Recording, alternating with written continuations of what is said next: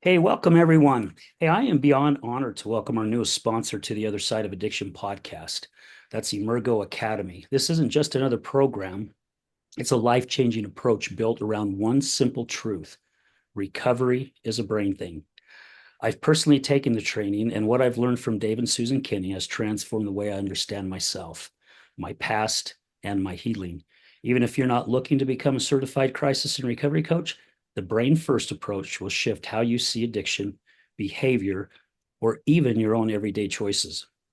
Because the truth is, most of us aren't trying to be destructive. We're trying to find relief from trauma, from pain, and that pain rewires the brain. Emergo helps untangle those patterns and resets the system so you can live free. If you're ready to think differently about recovery and about life, check out Emergo Academy. I did, and it changed everything. Welcome to another episode of The Other Side of Addiction. Today, we're going to be talking about addiction hypnosis with my lovely friend, Dory. Dory Olds, thank you so much for being here today. Thank you so much for having me. I'm very privileged to be here today. Well, thank you. That makes me feel good. It warms my heart. So, you and I have chatted before. There's so many things that you do that, and we'll get into it during the show, but I mean, this addiction hypnosis. I know people who have quit smoking from hypnosis. I know people who have stopped overeating type patterns because of hypnosis. Those are about the only two that I know of, mostly smoking. How does that work with those who are battling addiction? Well, there's you can stop drinking, stop smoking, stop vaping. Vaping's a big thing now that is getting in the way for some people to have the vaping. So there's many different areas. Watching too much TV, eating too much ice cream. There's so many Uh-oh. places that we people get are doing things because they don't want to feel something or they're avoiding something, and so then it creates an addiction. So there's many different places where hypnosis can work. But it's a because it's working on the subconscious mind and changing that subconscious mind. That's where our habits are, that's where our emotions are, and a lot of the addictions are based around emotions. And so that's why hypnosis works, is because it's working with those emotions in that subconscious mind. So But it it's almost goes back to like my training, with the brain first approach from Emergo Academy, right? It's this up here really, because both you and I know, and those in recovery also know, it's not the drugs, alcohol, or the gambling, or the food, or the ice cream. I wish you wouldn't have mentioned that because that's my, you know, um, it's just the Band-Aid, right? Like you said at the beginning, it's just we don't want to feel a certain emotion, which my version is it's very important that we feel these emotions because yeah. that's what helps us grow. I mean, God gave us these emotions for a reason, not to mask them or drown them with drugs or alcohol or porn or gambling or shopping, whatever it will be. However, it's not that easy either. It takes time to learn how to get yourself or be able to feel those feelings, but not get stuck there. Yes, and this is where you can do self hypnosis. You can do work on yourself, but and in an addiction, you want to be doing that. But there's also that part where we can't do by ourselves. We need a facilitator. We need somebody to help you that's going to be objective and is going to see what's really going on and is going to be of support. So it is something that there are those places where we really do need somebody who is trained that can help us in this area of our life. Yeah. For an example, and I don't think you and I talked about this before, but for an example, give our listeners something that's if you was working on me and I'm under, I don't know, I guess spell's not the right way of putting it, right? If I'm under the hypnosis state, right? Yeah. What kind of questions would you ask me? Well, I would start with it's like, what is it? Why are you here? Why did you come in? What is it you want to have? What do you have now? What do you want to have be different? What do you feel like you're being run around? And what are the emotions that are running you around? What's the stress? A lot of times I start with stress. What is stressing you out right now? And when I do anytime I do hypnosis for addiction, I always look at the stress first, Hmm. and whether it's work or whether it's the road rage or what there's different. There's all many kinds of different. I address that first because helps peel those layers away so that it's not so heavy, and then you're not carrying so much, and then it's easier to start working on the habits and those patterns that are going on when you've got some of that removed and released, some of the stress. And that's where I start. And then I'm just asking questions on what's happening, what are the emotions, where do you feel run around, what do you want, what is the pattern that you want to have, what look like, and then that we just start from there, and it'll evolve. Yeah. Yeah, it usually does by asking the right questions, right? Yeah. Yeah. So have you worked with quite a few people in the addiction in the recovery process? Yes, I have done that. Yeah. If they're in the, like, depends on what it is. Sometimes there's support groups that can be really helpful, and I suggest getting involved in those support groups so it's not just the two of us. Hmm. I also want to know what support they have in their family, because if their family's having patterns that are going to get in the way or going to, it's like the patterns, support the patterns continuing, that gets hard. If you have if someone who's smoking and they have a spouse that's smoking, that I'll need to work with that. I need to know that so that we can do some things, additional tools, so that they can not smoke if their spouse is smoking. There's things that I need to know about that person, what's going on in their environment, what's happening around, so that I can be of support to them, and they can totally get clear of this. Yeah. I think a lot of people understand, and maybe a lot of people don't understand that, sometimes when we're battling with different issues, it is very important to look at our outside surroundings, right? Who's in our bubble? Because those can be big influences on us without us even realizing it. I was talking with a couple about a week ago at an event, and my friend introduced me to them, and they have a son that's battling alcoholism. And he really wants to stop drinking. I mean, he has stressed it very highly to his parents. It's like, I need help. I know that I'm going down a wrong road. However, his girlfriend is a big drinker. Yeah. And I said, that's a tough one, because it's best, just the way I see it, it's best to get away from that, because they'll drag you back in, and not on purpose. But when you're around it, it's hard to stay away from it, especially when you're struggling that much. And I've known other people that I have sat down and interviewed, and people that I've talked to in the coaching, that said, yeah, one of the best things I did for me was I had to get rid of some people in my life. Not that I don't associate with them, but I do it from a distance, because I knew those were triggers for me when I got around those individuals. Yeah, that's very true. And there's sometimes we have to really look at the relationships, because sometimes the relationship is based on the social scene of alcohol, or the social areas, or of, and I don't know, there's gambling, there's shopping, there's so many different addictions. But Yes.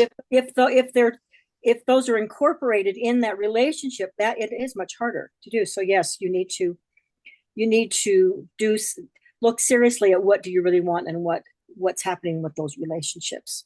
Yeah. Yeah, it's very important, because that's a huge step. That is a really huge step too. And it's hard. I mean, I've had to push some friendships away on my end years ago, while I was working on rebuilding myself and reinventing myself, because and it wasn't the addiction part of things, it was mostly the negativity. I didn't want to be around drama. I did not want to be around negativity, because I had been all my life.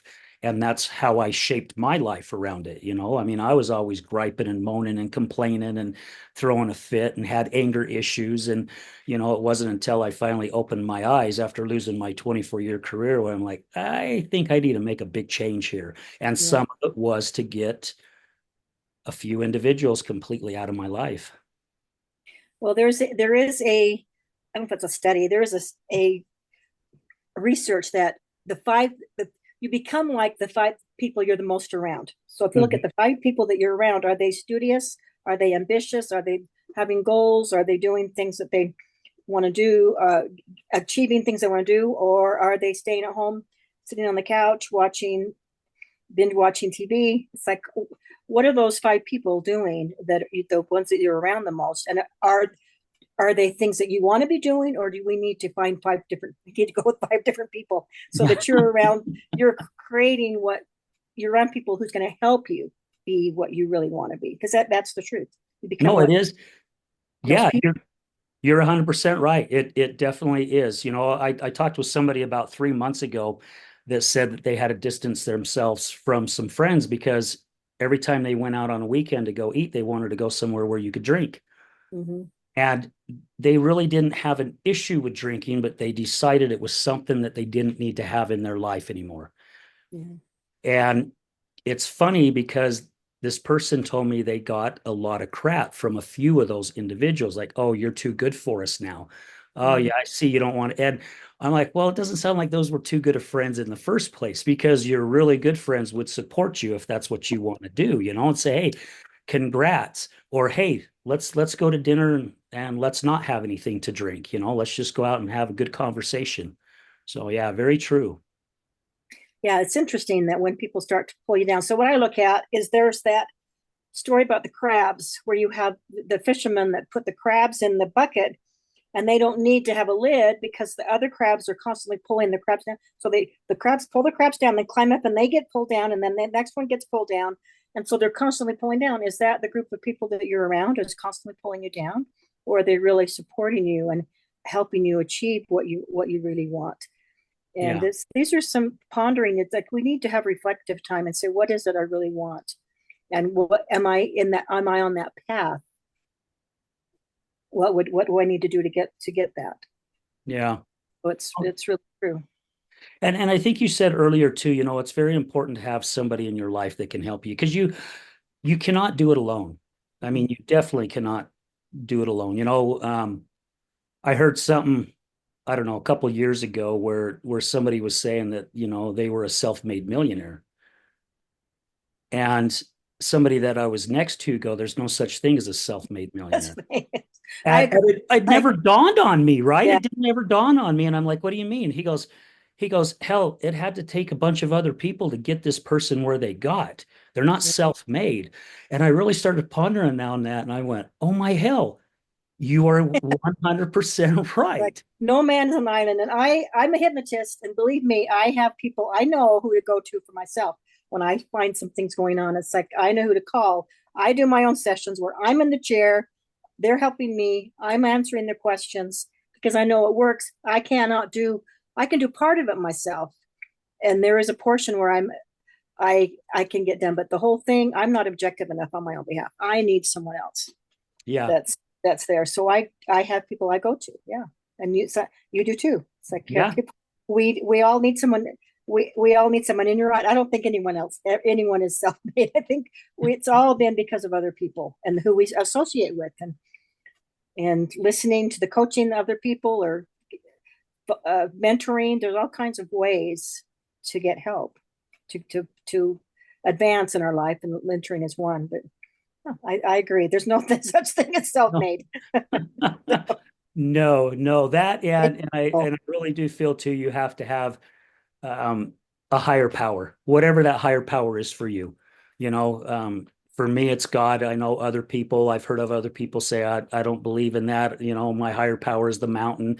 Um, Somebody said once in a AA meeting that they didn't believe in God, but they did have a higher power, and that higher power was their goldfish. They had a goldfish that they looked at as a higher power. And hey man, it's whatever works for each individual, right? As yeah. long as you're looking at something that's greater than you. I mean, heck, we can't breathe underwater, but here's something that can. So I guess that is something to look up to. If it works for them, I say go for it, and I support that. If it whatever, however people define that, that's the words I use. That's how I'm going to say it because that's their choice. Yeah, I totally Yeah. agree. But if it works for them, great. Now, I know that Carl Jung was the one that started with the AA, and he was doing his own sessions. He was helping a lot of people, and he realized that to really get ahead in our life, to really transmute ourselves, transform ourselves, we need that higher power.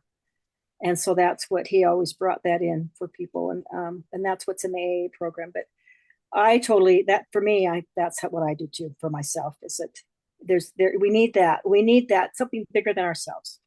Yeah, absolutely, absolutely. So also with your hypnosis, I mean, do you help people during the hypnosis or during your session, I guess you should say that on learning how to pay attention to their thoughts. Because we talked about it before, right? You have, let me see, I wrote it down. It says a thought creates the feelings, right? And then you Yeah. base your choices off of And those feelings. yeah, you get, and there's a response, a reaction, or a act. Okay, a response, I gotta think, or a reaction from those thoughts. Yes, and so response means you're in charge of it. You're noticing. You're paying attention. You can choose. You're the chooser. Reaction, you have no choice. It has you, and you have no choice, and you find yourself doing things that are um, really you don't want to, but you have no say because it has you. Yeah. Yeah. So that is one of the things. That's part of the homework. I will throughout the session find the affirmations that are working for them, that what they support they need, and then that goes for homework, and that's what they take home, is repeating those affirmations. And sometimes you say them and it feels kind of funny, you're not connecting, but as you say them and as you write them, you get more and more of a connection with those, and they start working for you. Well, It's affirmations are really powerful. yeah, and they are. And as you say them, though, you really have to feel that, though, right? I Yeah. mean, you just can't say it. I mean, you have to actually feel like this is exactly what's happening in your life this very moment. Yes, but sometimes it takes practice to feel it. So if you're not feeling it initially, that's where you start saying it, and you just practice it until you can feel it, and it's like, okay, that's the right. I get it now. It's an integrated now, and you can feel that. But it isn't always initially that way in the beginning, and that's what people sometimes get mistaken in that. Well, I'm not feeling it. You practice it, you will. Yeah. Yeah, I had a coaching session a couple times before with, matter of fact, I've used a couple different coaches, but our homework, it was a class type one, and our homework was he gave us 7 affirmations that we had to memorize, and he Mhm. wanted us to go home and once we had them memorized and look at ourselves in the eye, in the mirror, and say the affirmations. Well, I had been practicing affirmations for a long time, so I'm like, hell, this is going to be a piece of cake. I got this. It took a few days before I realized I wasn't even close. Mhm. And the reason why is because every time I went to go say it, I'd look away. And then when I was finished, I'd look at myself in the eye. And then I'd start the next one and look away. So I'm like, I'm doing this totally wrong. He said to look at yourself in the eye. So I'm like, I really don't believe what I'm saying. That's just how I took it, is that I didn't believe what I was saying because I was looking away instead of looking at myself in the eye. And once I got to that point, that's when things started changing for me. Yeah, but see, that's the process, because you were noticing, I'm saying this, but it's not going anywhere. And then you start noticing that pattern. Oh, I'm looking away. Wow. Okay, I'm looking away. So I need to look. I need to look myself in the eye. I need to be doing that. And so when you made that commitment and started doing that, that's when it started really working. But we have to play around with these things and practice them to see what is it that's in the way. What is it that's working? What is it that's not working? And you don't know that initially. You have to practice and doing that homework until you wouldn't have known that if you hadn't done the practice, that you weren't looking yourself in the eye and that you weren't committing. Yeah. That's part of the process, is the of awareness right there. Yeah, because we're actually rewiring our brain, right? We're starting to fire healthier neurons, and it takes a little while for those neurons to start connecting to where they are strong, and a good example is, I don't know if you've ever seen that video on YouTube called the backward bicycle. I haven't.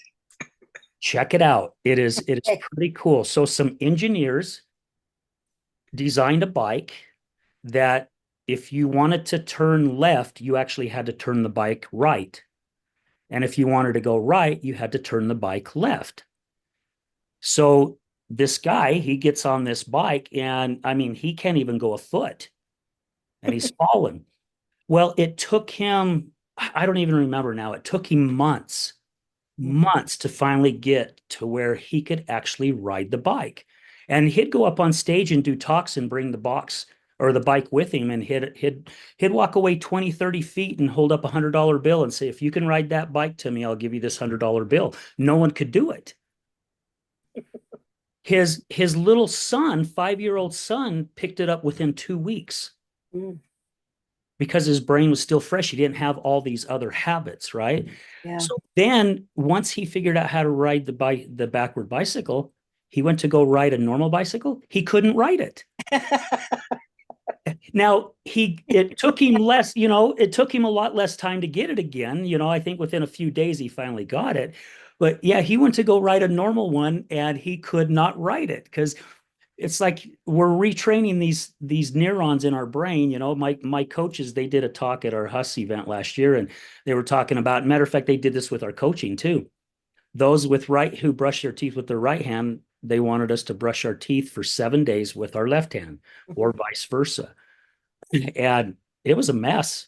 I had freaking toothpaste on my chin. It was on my cheeks. I'm missing my mouth, and it's because I've been brushing my teeth with my right hand all my life. And I actually went about 12 days and I was getting to where I could actually start brushing my teeth pretty well.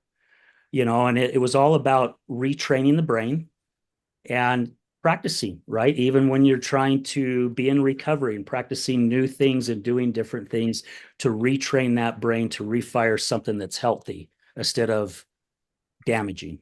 What you're doing is taking out of the automatic. The automatic where you're not thinking, you just automatically brush your teeth because you don't have to think about it. So every day I'm right-handed, and so every day I write a paragraph with my left hand. And I'm getting pretty good where I'm writing pretty good. I can read it now. I can do my writing, but it uses a different part of the brain, and it's not typing. It's the cursive, longhand cursive, and that uses different parts of our brain than when we're typing into a computer or an iPhone or something. But we need to practice these different areas, and it is getting out of that automatic. Yeah. Just, yeah, I think that's I've done that, brush your teeth. I don't do it a lot, but I have done that. It's like, how do I do this? And you have to stop and think, but it's really good. I think it helps. It gets us out of that process we've had and really thinking, and then we're using more brain cells. You're right. We're activating more of our brain, doing some of these they look small, but they are making a big difference. Yeah. Absolutely, a huge difference. And this is what's cool about all the stuff that you do, Dory. And it's some of the stuff I've learned a little bit by reading books and going to different events and talking to individuals like yourself that have given me little tips on helping me, become a different person. Because that's something I've been working on for the past 15, 16 years. And it's something I'll continue to work on the rest of my life is working on me. Because I do feel that there is no finish line when it Yeah. comes to bettering ourselves. We spoke about tapping at one time and what a huge benefit that is as well. And that is something people in recovery could also use, correct? Yes, and it's something you can do for yourself, by yourself if you want, or you can do it with another person. If you have two people doing it together, those combined energies actually make it more effective. But just doing the tapping is really powerful for ourselves when we notice something that's triggered us or that we have emotion. Yeah, I love it because we can just do it by ourselves. Yeah, because there's certain nerve points, right? Because when we're tapping, we're hitting certain nerve points. Is that correct? It's like meridians. Yeah, they're energy centers. What's hitting energy centers? Yes. Yeah, because I know there's like the chin. I think there's the Under temple the nose, you got right the here. eyes, you got the in the eye, and then you got out over here under Yeah, the eye. You got the nose. Then you have different points of your armpit and your chest. There's different points, and then you've also got this, but then you also have even the fingers. You can do the different fingers. So there's so many points.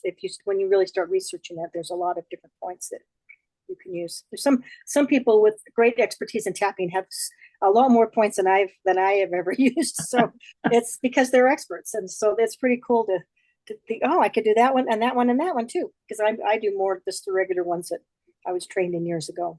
yeah, But it does work, and you can feel it, and you can feel like even that little bit I just did there, I can feel myself needing to take a breath because you release emotion on the breath. So that little bit did something because I need to take a breath. I can feel that, and so it's releasing something. Just that little bit I did right then, just that demo. yeah. When I was first learning it, I used it a lot in traffic, and I think I told you that before because I get really impatient with other drivers, and I know they're not doing anything wrong in their eyes. It's just me being impatient, right? And yeah, I found myself sitting in my car many, many times sitting here doing doing this stuff, tapping Yeah. all over. People were probably thinking I was nuts, but now I got tinted windows so they can't see what I'm But they doing. can't. They're looking at you going, "Oh, he's tapping," because it's most people know it, and so they're like, "Oh, he's tapping." I'm okay. Maybe I should tap too. See, it gives them the idea to tap too. Yeah, yeah. Something too that you and I spoke about before is that I think is really important. I think it's harder for us to get anywhere that we want to go without us truly loving who we are as ourselves. And especially giving love to other people. I mean, how can we really give true love to somebody else if we can't even love ourselves? And I don't know, is that part of codependency? I don't know if that's a part of it, if that comes into play when we don't love ourselves to where we're relying on somebody else to kind of be our happiness for us. I mean, what are your thoughts on that? I think there's a confidence, there's a self-esteem, there's worthiness.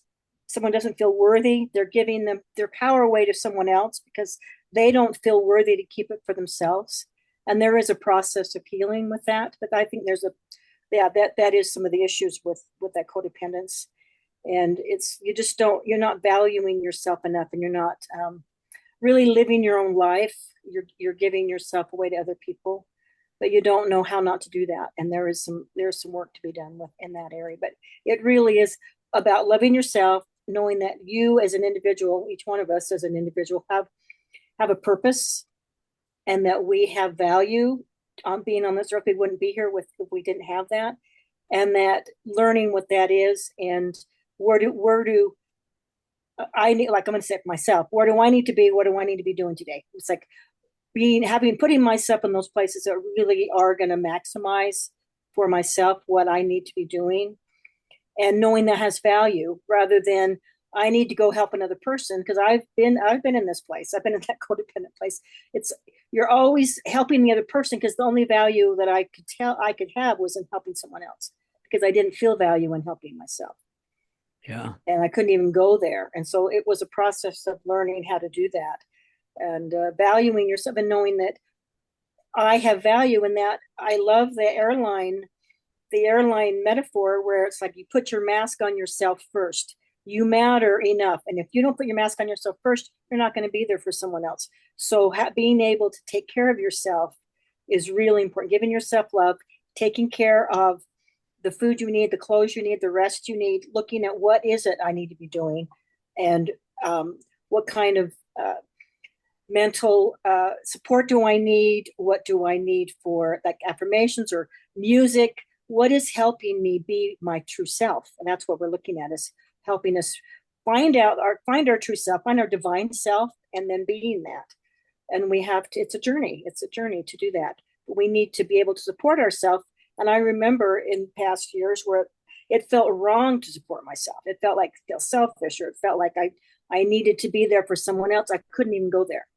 And there it was a journey in learning how to do that. Now I can do that, and I can I can live my life and in a life of service with others, helping other people.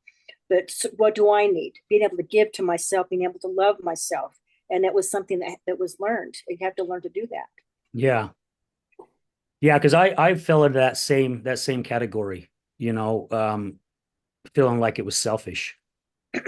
However, I have learned that being selfish is a good thing. However, there's also a bad selfishness. So you do have to be careful. I mean, if you and I were outside and it's freezing and you don't have a coat, to me, I would be selfish if I just kept the coat, especially if I'm okay and you're not. However, um, again, just what you explained, to be selfish, to love yourself, you actually admit so much more out there to the world that it's a good thing. I really feel like we have to teach ourselves a little bit more about that, because it's taken me a long time and I still run into issues with it at times. But I've really worked hard on being selfish when I didn't want to be selfish before, but in the good way, if this is all making sense. Caring for yourself, and there's a gift and a challenge that in it. all these, a lot of different areas. There's a gift and challenge. What's the gift of being selfish? What's the challenge of being selfish? And then it's like, if I meet somebody, I have a coat that I need my coat because it's cold. My giving my coat away is not going to help that other person, because then now someone has to come help me get a coat. But if I say, okay, I have my coat, but I need that person needs a coat. Let me help you find one. Let me help you get a coat. And then you have one too, but I'm keeping my coat because I need that for me. So I don't need to give away what I need for myself, but I can also help someone else find that for themselves. Yeah. Okay. So what other, I mean, you do a plethora of stuff. You are certified, I think, in like 150 different things. I mean, that's exaggerating, but it seems like it. What else do you do that could help individuals? Gosh, even just when those that are even starting their recovery process, whether what, again, there's all types of addictions. It doesn't matter what it is. The brain fires the exact same way. Yeah. So the first thing I started with, because I was in my healing process years ago, was I did Reiki, and Reiki is really powerful. I would suggest doing a session. There are people who do sessions for free. If that's a money challenge, you can find people who do sessions with you.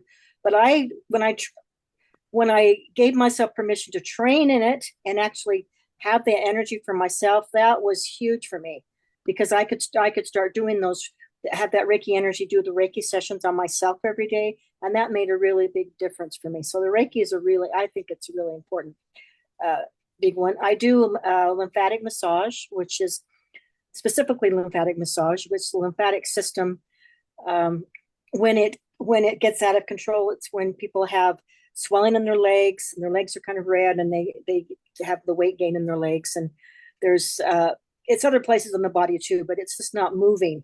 The lymphatic needs to be moving. It's the housekeeper of the body. It's getting rid of the toxins. If it's stagnating, then that's hurting our cells, and it's not functioning properly. And other things can happen if that lymphatic's not working. So I do the lymphatic massage. I do Napoleon Hill coaching, which is, I find fantastic. If people have dreams and goals that they want, I love doing that work, and trained with the Napoleon Hill Institute in that area. And I really like helping people help them have their dreams. So, excuse me, there's a place where you start. It's like you start first on one step, which what do I want and where do I want to go, and healing these different areas. And then we go to the addictions. And then the next level is, okay, now I've gotten through some of these things. Now what do I really want? What is it I want? And we know once you start pondering that, you really start becoming aware, what's my passion? And I know people who have passions in music, and they have passion with teaching, and they have passion with athletics, and there's all kinds of, it's all kinds of areas. And that's what we're here for. And it's like listening to that inner, our soul, our heart, and really finding out what that passion is, and then moving towards that. And once you're on that path, you get guided into knowing, step by step, you'll guided into how to have that happen. So that's something that I really love. And then I have my Avicen machine, which I don't have one right here to show, but it's a medical device that increases circulation. It really helps with the lymphatic also, but it helps heal the body, and it helps get the circulation going, especially for those that have the diabetes and things where their feet and legs aren't getting the circulation. And then I have a nutritional line. So I have a number of things that I do. I have a Manifesting Miracles class that I do on Mondays at 4 o'clock on Zoom or in person, where people can come in, and I support. It's a weekly class. It's one of my lower cost items. It's $25 for an hour, and in a group session. And I'm supporting people in each week. What are they doing towards their goals? What are they doing towards what they're wanting? And I'm having a lot of good results with that. And so that's something I just started that this year, and I'm loving that, Manifesting Miracles. So what miracle do you want? So expect miracles is accurate. So if you expect miracles, what miracle would that be? And I love it when people just write it out as if there was nothing in the way. What would you want? Nothing was in the way. And you start writing that out. It's pretty amazing what gets touching our heart, and starts really getting us excited about life. Yeah. Yeah, I picture that in my head all the time. I am certified as a crisis and recovery coach, and to be able to sit down with somebody, it's really cool to watch them figure out life, right? And what's been keeping them stuck. However, I really, really would love to be on the big stage. I love public speaking. It is something that I would have never ever thought I would I would do. I mean, I won an award umpteen years ago, 2017 or 2018. It's called the Craig Deering Legacy Award. And I was actually the very first recipient that received this award. And I had to get up to the podium and I had to say something when I got this award. And there's like 130 people out there. And I could feel my slacks hitting my legs because my legs were shaking so. Yes, I've had Yeah. that experience, shaking the whole time. Yes, I understand that place. And now it's just like I just get up and I just do it, Mhm. and I feel for me, I can reach more people in a bigger audience than doing the one-on-ones. However, one-on-ones is really personal and it's really cool to see somebody get out of that dirty sandbox that they've been playing in Yeah. for so long, and I mean it's helped me, right? The training that I've taken has really, I mentioned it at the intro, the training has helped my life so flippin' much. And I really feel that if it wasn't for my higher power and the training that I've received and the people that I've surrounded myself with what has happened with my life in the first quarter of this year, losing my leg, then losing my ex-wife 4 weeks later, I don't know how well I'd be handling things. I mean, I have my moments. I've not been strong and moving forward with my chin in the air the whole time. I'd be lying if I said that was true. Just even last week, I had a couple days where it was just, man, I was just really struggling. Mhm. But it has really helped my life to get to understand these different things. And meeting people like yourself, Dory, who's been doing this for a living for a long time, and hearing things that you say and hearing things that other people say, and it literally does change your life. And something, I don't know, you could probably even touch on this, something that I have really focused on this past year, which has helped me with the amputation of my leg and losing my ex-wife, is realizing life isn't happening to me, life is happening for me. And since I have worked so hard at looking at it that way, life seems to be going a little bit smoother. And it sounds crazy because I've lost a leg. You're going smooth. How the hell is that smooth? However, it's still helped me through my healing. So when you put out that thought, life is working for me, you can feel the different frequency of that. It feels more powerful. And because we are creators, that's exactly what starts to happen because your words are making that happen. That's what's happening. So with your speaking, you want to be on a big stage. I want you to write out 2 paragraphs. This is your homework. 2 paragraphs of it's happening right now. I'm on the stage. This is how many people are on there. This is what I'm talking about. This is I'm going from city to city. What is it you want? Describing how you want what you want, and I want you to text or email that to me. And then that's what you're going to be. And then you start writing that out. Once you get it where it's really, because it may take a couple times of writing it. Once you get it to where it's like, yeah, this is what I want. This is what I want. Your homework is to write that out every day, repeat it every day as if it's already so, and that will begin to happen. That's where this is how you start manifesting miracles. Yeah. And you said you do 2 paragraphs? I would say just do 2 paragraphs. Okay. I don't, you mean, you could do a whole page. You could do a whole page. It's something that, I mean, I was just having a limit just to start, but you could do 10, you could do 10 pages if you want, but just 2 paragraphs, and just like, okay, I want to have a big stage. I want to have this many people there. I want to be with these other speakers. I want to be speaking in different cities. How is that? How does that look for you? How do you want that to look? That's what I want you to write out. Okay. And every day you write it out and you speak it out as if it's already happening today.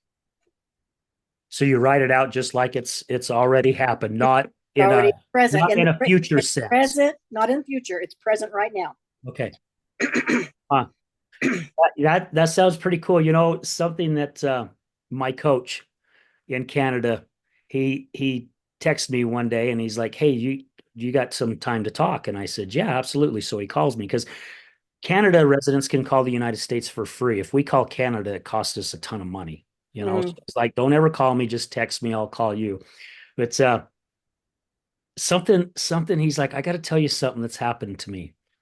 And he says, I've had this dream for a week. And he says, I want to tell you about it. And I'm like, all right. He goes, I'm in an auditorium. There's about 3,000 to 4,000 people in this auditorium. And I'm sitting back on the third row from the stage. And he goes, there's this guy up on stage and he's speaking. And he goes, guess who that guy is? I don't know who. And he goes, it's you. And I'm like, you're having a dream about me, right? And he goes, Al, I've had this dream every day, every night for a week. And he says, but you know what's ironic about it? I'm like, what? He goes, you were up there with your prosthetic leg. This was before I lost my leg. Oh, wow. Just pay attention. I got goosebumps. I mean, I'm like, you got to be kidding me. There's a reason why you want to do this. It's not just something that's random. It's like, it's because it's yours to do. And that's why you have that desire. I used to do a radio show called Trusting Your Soul. Trust your soul. This matters. Trust your soul. This is important. Trust your soul. Then what do I need to do today? What do I need to do tomorrow? Is there someone I need to talk to? You'll be guided as you just put it out there. Yep, I'm doing this. I'm on the stage. I love it. And go for it. Yeah, right. Might as well. Yep. And I love that you said you're being guided because I really feel that is so true. I really feel that whether it's our Holy Spirit or angels, they're that voice in our head that is leading us in the direction that we are supposed to go. You know, yeah, we just Yeah. got to open our eyes and see it. I was told when I started speaking years ago, I was told no concerns about what results you're going to get. Seeds are going to be planted and then we'll take it from there. So my angels are telling me we'll take it from there. So it's like, okay, doesn't I whatever happens is good. So Yeah. you're planting seeds. Yeah. That's how it works, right? And again, and it takes other people because again, we can't do it alone. I was talking to a gal at the gym who I met. She's got a business called Vertical Blonde. Her name is Sarah Foley, and she's paraplegic. She's in a wheelchair, and I really wanted to meet her and speak to her because I was impressed. Here I am missing a leg, and here she is at the gym, and she has no use of her legs. She's got both of them, but she Yep. cannot use them. And I was really impressed with this gal. And so we finally had an opportunity to meet, and she does a lot of public speaking. And she's done stuff with Tony Robbins and all kinds of things. And I'm like, how did you get yourself to that point? And she says, I just kept working towards it. And the right people just kept coming in my life that helped me get to each little stage. Oh, yeah, exactly. It's step by step. Now for some reason my iPad's not charging, so I'm down to 5%. Oh, So okay. to So we end better this wrap before, up. yes, I'm so sorry because I don't want it to just end it abruptly. Yes. But it's been a great, and we need to talk some more. So let's get you on this path and let's get you going on speaking. Yeah. That's you need to be doing this.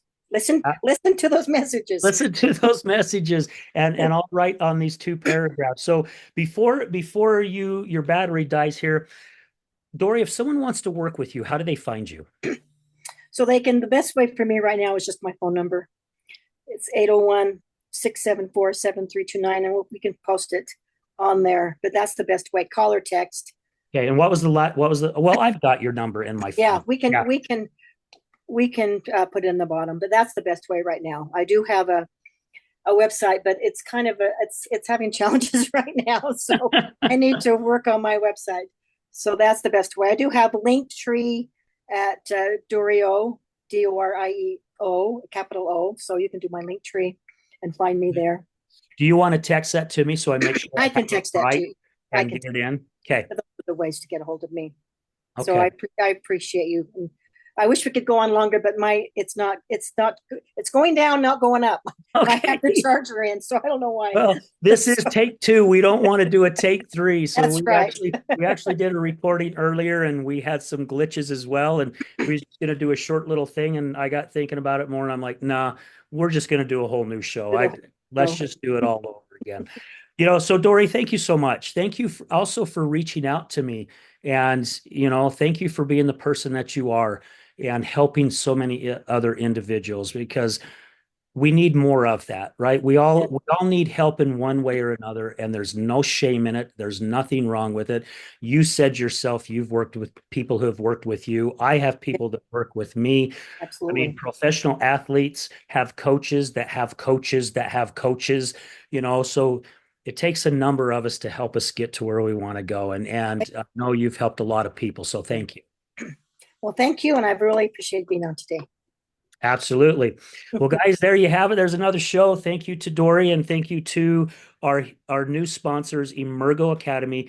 Check out emergoacademy.com. Guys, seriously, the brain first approach will definitely change your life because, like I said, it has definitely changed mine. We're going to leave you with this as we do at the end of every show. Remember, addiction is giving up everything for one thing, and recovery is giving up one thing for everything. We're out.